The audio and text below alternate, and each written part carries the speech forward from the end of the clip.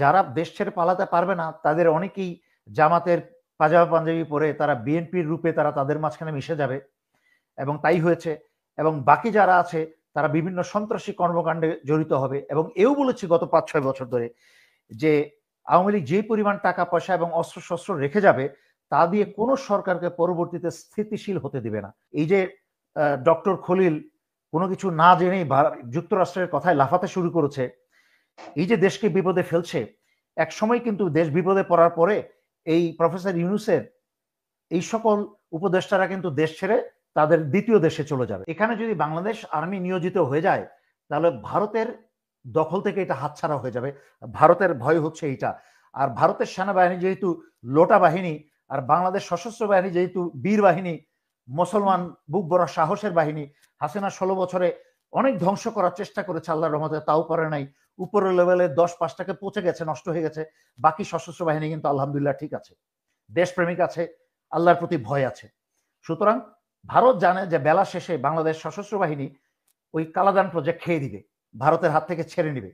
তো ভারত হাসিনাকে, চাকরানিকে বলেছে ওখানে যেন হাত না দেয়। তুমি যেটা আমি অনেকবার বলেছি যে সেনাবাহিনী কখনোই ক্ষমতা নেওয়ার সেনাবাহিনীর ইচ্ছা ছিল না, এখনো নাই। এটা হচ্ছে প্রথম কথা। অন্যান্য যারা অনেকেই সবকিছু ব্রেকিং নিউজ করে সেনাবাহিনী ক্ষমতা নিয়ে যাচ্ছে, জনপ্রিয়তা বাড়ানোর জন্য অনেক কিছু বলেন, আমি সেই ধরনের কোনো দায়িত্ব জ্ঞানহীন কোনো কথা বলতে চাই না। তবে কথাটা যতটা সহজ করে বললাম, বিষয়টা ততটুকু সহজ না। এর পিছনে কিছু ব্যাখ্যা দিতে হবে, পারিপার্শ্বিক বর্তমান অবস্থাকে টেনে নিয়ে আসতে হবে। তখনই শুধুমাত্র জনগণ বুঝতে পারবে আসলে সেনাবাহিনী ক্ষমতা নিয়ে নেওয়ার প্রশ্নটা কেন আসছে। এবং একটি আপনার বক্তব্যে আপনি বললেন যে সেনানিবাসে মিছিল সমাবেশ বা বিভিন্ন দাবি দেওয়ার বিক্ষোভ মিছিল এগুলা নিষিদ্ধ করা হয়েছে। আমাকে আপনি এই ভিডিও শুরু করার আগে প্রায় আধা ঘন্টা আগে আমার কাছে অবসরপ্রাপ্ত সেনাবাহিনীর সৈনিকদের তরফ থেকে একজন আমাকে জানতে চেয়েছে যে স্যার, আমাদেরকে তো আগেও দাবি দেওয়া করেছি, কোনো কিছু হয়নি, এখন আমরা বিক্ষোভ এবং শেষ দাবি দেওয়া পেশ করছি, আমাদের কি করা উচিত, আপনি যদি আমাদেরকে একটু গাইড করতেন। তো তাকে আমি খুব সংক্ষেপে বললাম যে দেখো, দেশের পরিস্থিতি খুব খারাপ এই মুহূর্তে। দেশটা যখন ভারসাম্যহীন, তখন যদি তোমাদের কষ্ট, তোমাদের দাবি দেওয়া সবকিছু ঠিক আছে, সবার না হলেও অনেকেরই ঠিক আছে, এবং সেটা প্রত্যেকটা ব্যক্তি পর্যায়ে ঘাটিয়ে দেখতে হবে। কিন্তু তোমরা যদি এই মুহূর্তে দেশের এই করুণ অবস্থায় তোমরা যদি বিক্ষোভ প্রদর্শন করো, তাহলে কিন্তু মানুষ তোমাদেরকে ভুল বুঝবে এবং তোমাদেরকে কিন্তু খারাপ অর্থে দেখবে তোমাদের এই বিষয়গুলো। তাই আমি তোমাদেরকে বলবো, তোমরা ধৈর্য ধারণ করো, এই মুহূর্তে তোমরা চুপ থাকো। ইনশাল্লাহ পরবর্তীতে সময় আসলে আমি নিজে দরকার হলে অথরিটির সাথে কথা বলবো এবং এই বিষয়ে পদক্ষেপ নেওয়া হবে। তো সুতরাং আমি মনে হয় সেনাবাহিনী এই ব্যাপারে যা করেছে সঠিক কাজ করেছে, কারণ দেশে জাতীয় নিরাপত্তার পর্যায়ে অনেক বড় কিছু ঘটনা চলছে, যেটা আমি পরবর্তীতে ব্যাখ্যা করব। জি, না হঠাৎ করে সেনাবাহিনী থেকে আইএসপিআর এর পক্ষ থেকে এই ধরনের সিদ্ধান্ত আসলো কেন যে সভা সমাবেশ, মানে 144 ধারা জারি করা হয়নি, বাট সমস্ত কিছু বন্ধ করা হয়েছে, হঠাৎ করে কেন এই সিদ্ধান্ত? না, আমি সেটাই বলছি, এর সাথে সম্পর্ক হচ্ছে সেনাবাহিনীর সাথে প্রফেসর ইউনূসের, বিশেষ করে সেনা প্রধানের সাথে প্রফেসর ইউনূসের তো শুরু থেকেই একটা দ্বন্দ্ব চলছিল। এখানে আমি একতরফা কাউকে দোষ দিতে চাই না। এটা কি আওয়ামী লীগকে নিষিদ্ধ করার পরে কি সেটা না, ওপেন হয়ে গেল? বিষয়টা তা না। আমার কথা জনগণকে বুঝতে হবে। শুরুতেই বাংলাদেশিদের তো অভ্যাস আছে, শুরুতেই ধরো ওই যে উনি পক্ষ নিয়েছে, কারোর পক্ষ নিয়েছে, ওই যে দালালি শুরু করে দিয়েছে। একটু চিন্তা করে বুঝতে হবে আমি কি বলি। আমাদের ব্যক্তিগত পর্যায় থেকে দেশে অনেক সমালোচনা করা, অনেক কিছু নিয়ে চিৎকার করা সহজ, কিন্তু বিষয়টা যখন জাতীয় পর্যায়ে আসে তখন অনেক কিছু সমীকরণ জটিল।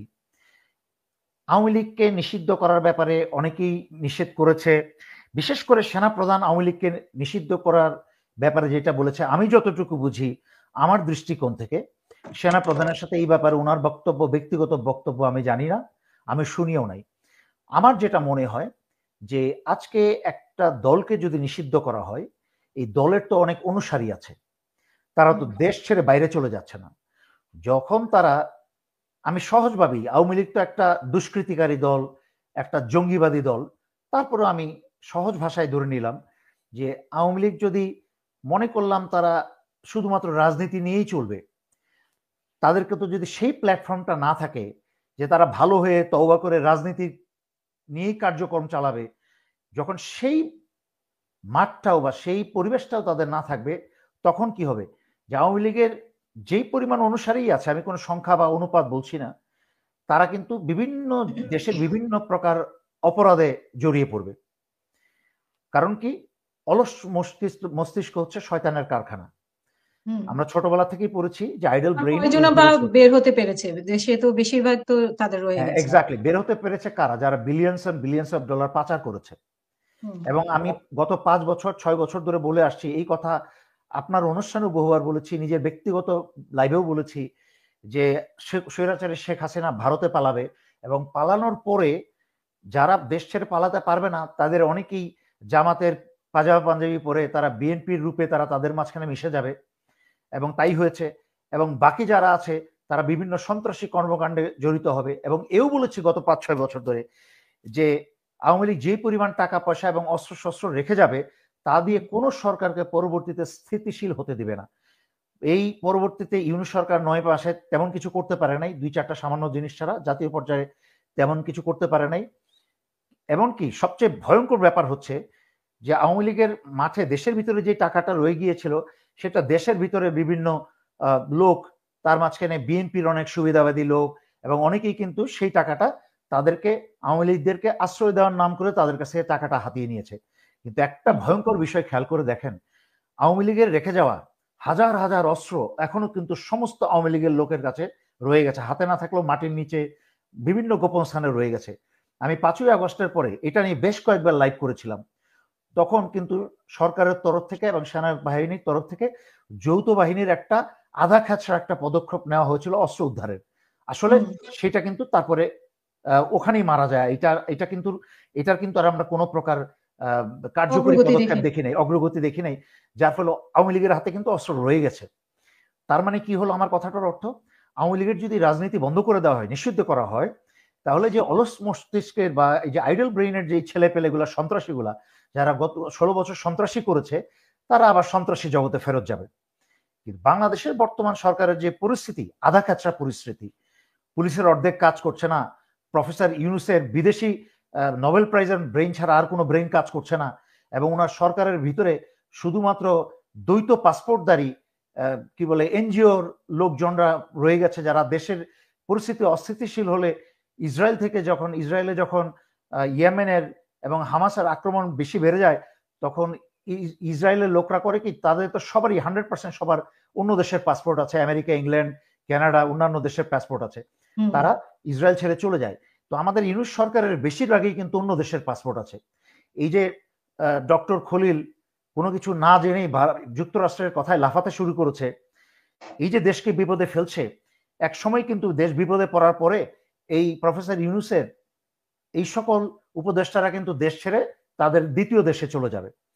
আপনাদেরকে এই জন্য, আপনি প্রশ্নটা করেছেন, এর সাথে অনেক বড় প্রশ্ন চলে আসে, করিডোরের প্রশ্ন, করিডোরের বিষয়টা চলে আসে। আমি কি আগাতে পারি, বলতে পারি করিডোরের বিষয়টা? হ্যাঁ প্লিজ, করিডোর নিয়ে অনেকে একটা ধোঁয়াশার মধ্যে আছে। মূল বিষয়টা, কারণ আমি চাপাবাজি করি না, আমি কারোর পক্ষ নিয়ে কথা বলি না। করিডোরের বিষয়টা বুঝতে হলে আসলে কি হচ্ছে সেটা বুঝতে হবে। এই জন্যই আপনাকে আমি এই ছবিটা দিয়েছি তাড়াহুড়া করে, যেহেতু খুব দ্রুত, আপনার খুব শর্ট নোটিসে আপনি আমাকে বলেছেন লাইভে আসতে, তাড়াহুড়া করে এটা তৈরি করেছি। আপনি বাংলাদেশের জায়গাটা, সবাই অবস্থানটা বুঝতে পারছেন, বাংলাদেশটা কোথায়।